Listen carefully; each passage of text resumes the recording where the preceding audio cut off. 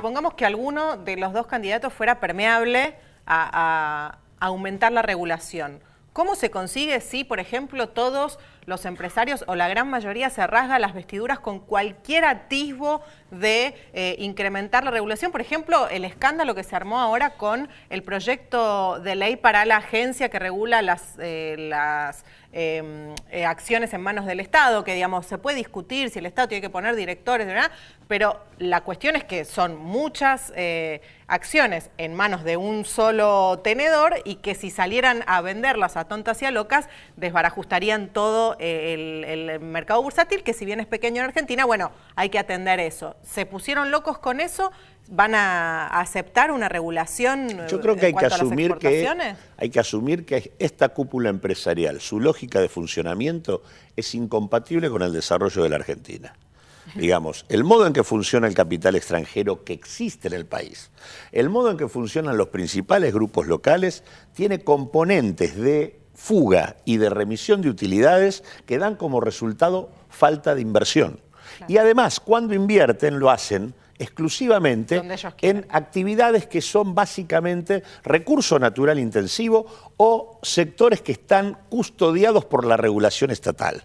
Entonces, la verdad que acá no hay ni cambio tecnológico, ni desarrollo productivo industrial, ni cosa que le parezca si uno deja que eso funcione tal cual está. Entonces, la regulación tiene que existir y efectivamente van a chillar. Lo que pasa es que hay que hablar con claridad ante la opinión pública y hay que organizar a la sociedad para que efectivamente acompañe esta regulación. Esa discusión hay que darla. Si la Argentina quiere discutir el futuro, tiene que discutir esto. Si no, es increíble que nosotros hayamos tenido tasas de crecimiento monumentales como tuvo la Argentina, tasas de rentabilidad realmente importantísimas y que no hayamos tenido niveles de inversión compatibles con esto. Digo, la verdad es que cuando uno mira qué hicieron las transnacionales durante esta etapa, digamos, de cada 10 dólares sacaron 7. En realidad es mayor la remisión de utilidades que han hecho en este tiempo que la que hicieron en la década de los 90. O sea, porque fue mayor de la ganancia. No, en términos relativos.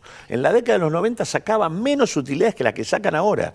O sea, han maximizado la remisión de utilidades al exterior en un contexto donde la Argentina brindaba opciones de inversión para poder invertir acá. Entonces digo, y eso también implica que, digo, por ejemplo, nosotros no podemos seguir con la ley de inversiones extranjeras de la época de la dictadura.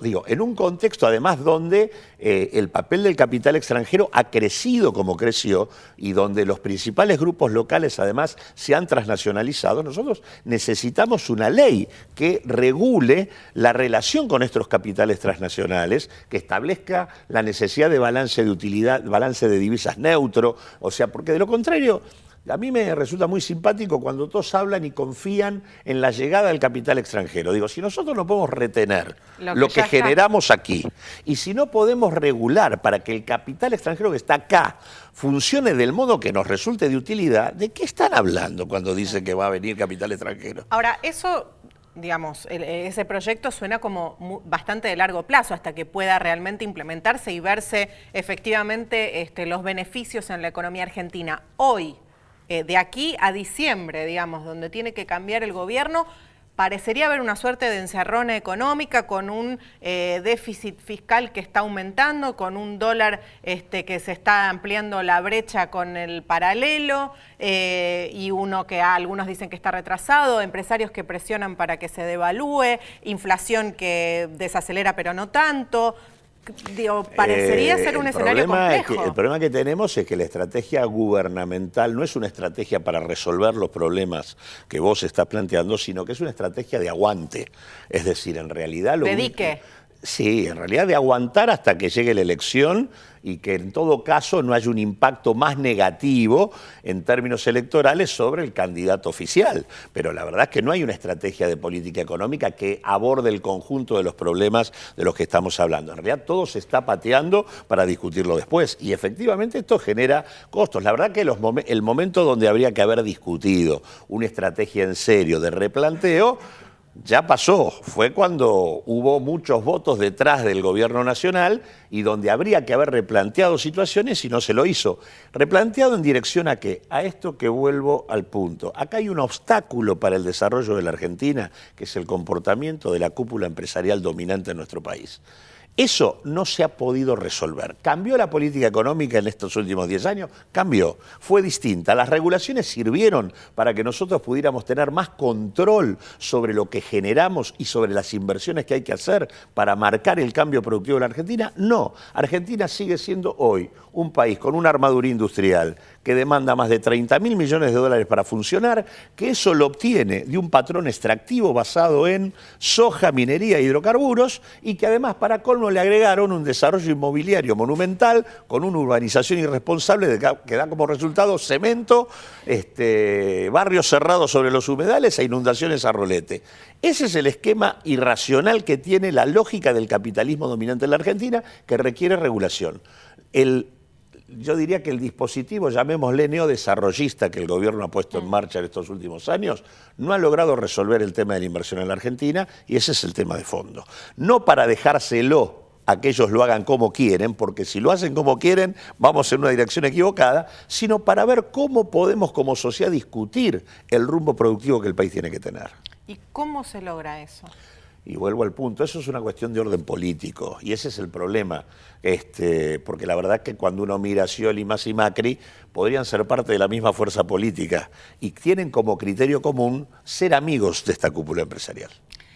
En este contexto, ¿qué rol está jugando el factor externo? Se me ocurre, por ejemplo, la cuestión de los fondos buitres y el tema de un potencial endeudamiento, hacia dónde redirigirlo, si llegara. ¿Cómo ves el factor externo? Y la verdad que si nosotros vamos a reendeudarnos solamente para cubrir el déficit operativo y no vamos a endeudarnos en función de una estrategia de reorganización de la infraestructura y del desarrollo productivo de la Argentina, estamos complicados, estamos volviendo a la ruleta del pasado. Y esa es otra de las preocupaciones importantes, porque en realidad, acaba de haber un fallo importante de la justicia norteamericana, que por un lado dice algo que es obvio, que no es embargable, no son embargables los activos del Banco Central. Un delirio del juez Tomás Griesa, uno más. Un delirio, bueno, pero lo más importante del fallo es que en realidad le manda a Griesa que revise el modo en que está interfiriendo en la relación de Argentina con sus acreedores. Es una señal positiva que indica en realidad que Argentina tiene que mantener el criterio de no ceder en este punto, porque es absolutamente irracional la propuesta que están haciendo algunas de las referentes más importantes de los candidatos potenciales, que es el tema de que hay que resolver negociando con Griesa, negociando con los fondos buitre y comprando 20 o 25 mil millones de dólares de nueva deuda pública. Está refiriendo a la propuesta de Macri. Exactamente. De Macri, y te diría, si yo tomo a Miguel Bain como el referente económico de Scioli, también. Porque en realidad lo que está diciendo Miguel Bain, arreglemos con Griesa que vamos a tener deuda con la que financiar el tiempo que necesitamos para resolver los desequilibrios macroeconómicos. Así que él también está planteando esto. Y la verdad que además esta idea de que vamos a tener financiamiento a tasas maravillosas sin que nos reclamen condiciones de ajuste es francamente un cuento, no voy a decir chino porque China no anda bien, pero es un cuento ya conocido. Gracias, Claudio, por venir a Íntimo Infonews. No, al contrario, gracias a vos.